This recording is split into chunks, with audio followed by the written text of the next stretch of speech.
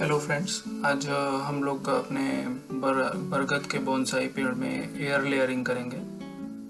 तो ये वही प्लांट है जो लगभग 1 साल से इसी पॉट में लगा हुआ है, बट इसमें और ब्रांचेस डेवलप नहीं हो रही हैं। मैंने कई बार प्रूनिंग करके देखी, तो अभी इसको हम लोग एयर लेयर करेंगे और इसमें कोई और ग्रोथ भी नहीं दिख रही है मुझे। बस केवल यही एक ब्रांच है, या कहना चाहिए ट्रंक है, और यहाँ से हम इसको कट करके और फिर यहाँ पर एयर लेयरिंग करेंगे। इसके लिए हमें एक ये कटर चाहिए, इसको हमने प्रॉपरली सैनिटाइज कर लिया है। एक ये ब्रांच कटर चाहिए, थोड़ा सा सॉइल चाहिए और थोड़ा सा पानी चाहिए, और फंजीसाइड पाउडर या फिर रूटिंग हार्मोन भी चाहिए होगा। अगर ये नहीं है तो भी हम लोग बिना इसके भी एयर लेयरिंग कर सकते हैं। एयर लेयरिंग के थ्रू हम लोग इसी पॉट में आधे पेड़ को रहने देंगे और इससे एक डुप्लीकेट इसका प्लांट और तैयार कर देंगे, जिसको हम दूसरे पॉट में लगा लेंगे, या इसी पॉट में भी चाहें तो इसी पॉट में भी हम थोड़े दिनों के बाद लगा सकते हैं। तो सबसे पहले मैं इन लीव्स को, ज़्यादातर लीव्स को मैं प्रून कर दूंगा, केवल एक लीव को मैं छोड़ रहा हूँ क्योंकि ज़्यादा लीव्स वैसे भी नहीं थी इसमें।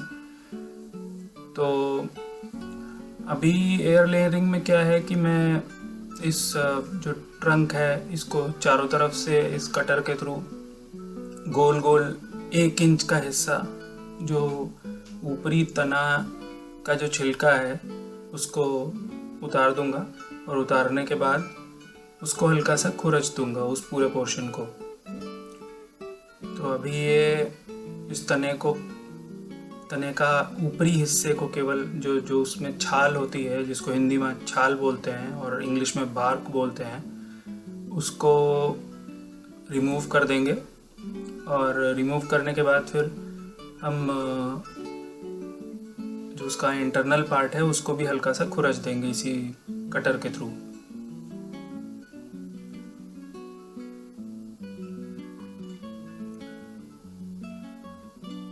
एयर लेयरिंग एक बहुत पुराना तरीका है जिसके थ्रू हमेशा से जो गार्डनर्स हैं वो डिफरेंट प्लांट्स की एयर लेयरिंग करके डुप्लीकेट प्लांट्स तैयार करते हैं।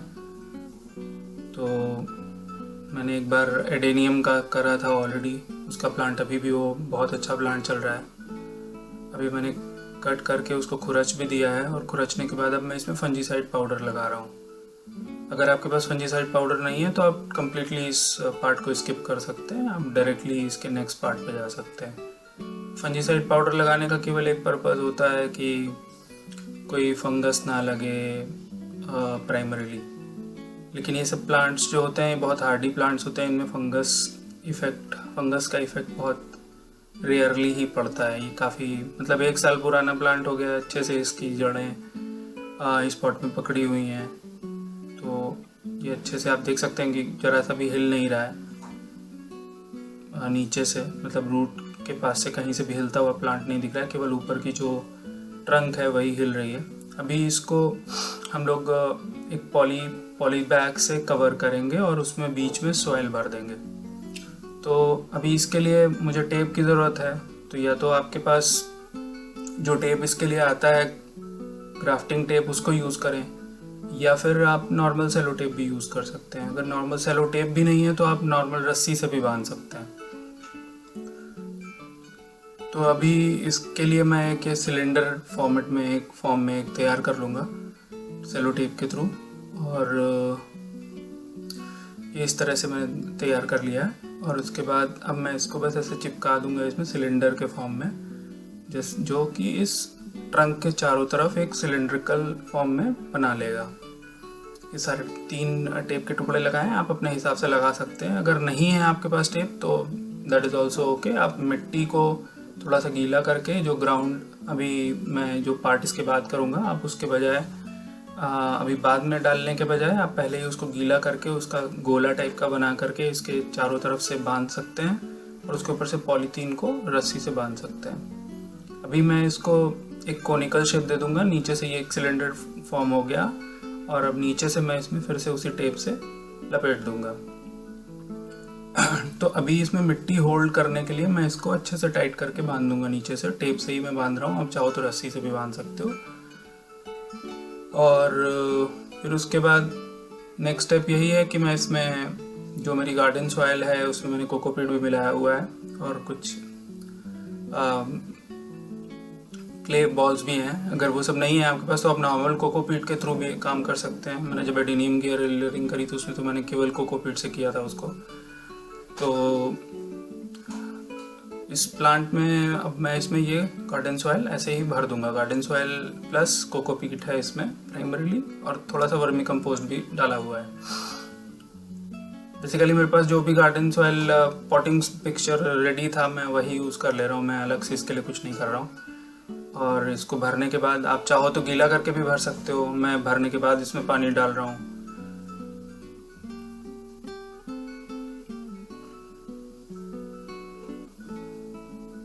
इसको मैं वैसे बांध दूंगा ऊपर बाद में, पहले मैं इसमें पानी भरूंगा। और इसको एक ट्रांसपेरेंट पन्नी में लगाने का पर्पस केवल इतना होता है कि आपको दिख सके कि जो अंदर की मिट्टी है वो सूख तो नहीं गई है, क्योंकि अगर वो सूख जाएगी तो अगर रूट्स डेवलप भी होंगी तो वो रूट्स भी सूख जाएंगी। तो और अगर बाई चांस ये मिट्टी गीली सूखी हुई दिखेगी इस ट्रांसपेरेंट पन्नी के थ्रू, तो फिर हम उसमें सिरिंज के थ्रू या ऊपर के पोर्शन की टेप को ओपन करके भी उसमें पानी फिर से दे सकते हैं, या फिर किसी सिरिंज के थ्रू भी दे सकते हैं पानी इसमें। तो इस तरह से इसको करते हैं। जनरली इसके ऊपर लोग वो भी लगा देते हैं रिफ्लेक्टिंग वाला जो होता है एल्यूमिनियम फॉइल जिसको बोलते हैं। किचन में ज़्यादातर लोगों के होता ही है, जिससे इसका पानी थोड़ा जल्दी नहीं सूखता है। और एक उसकी वजह से जब ये धूप में प्लांट रहता है तो उसको एक हीट भी मिलती है, तो मॉइस्चर और अच्छे से डेवलप होती है अंदर। तो वो अभी मैं नहीं लगाऊंगा, उसको मैं बाद में लपेट दूंगा इसके ऊपर से। अभी तो मैं इसमें पानी फिलअप कर दे रहा हूँ अच्छे से। और जब मिट्टी में देख ले रहा हूँ कि अच्छे से पूरी की पूरी गीली हो गई है कि नहीं हो गई है। पूरी मिट्टी जब गीली हो जाएगी तो फिर मैं ऊपर से टेप से बांध दूंगा। अभी ऐसा लग रहा है कि पूरी मिट्टी गीली हो गई। मैं थोड़ा सा जो एक्स्ट्रा पानी है उसको निचोड़ भी दे रहा हूँ, जिससे वो निकल जाए। हल्के हाथों से निचोड़ दे रहा हूँ उसको, ये क्योंकि इसमें एक्स्ट्रा पानी थोड़ा हो गया है तो मैं इसको हल्के हाथों से दबा करके निचोड़ दे रहा हूँ, जिससे ये नीचे से पानी निकल जाए। अब मैं ऊपर इसमें टेप से इसको बांध दूंगा।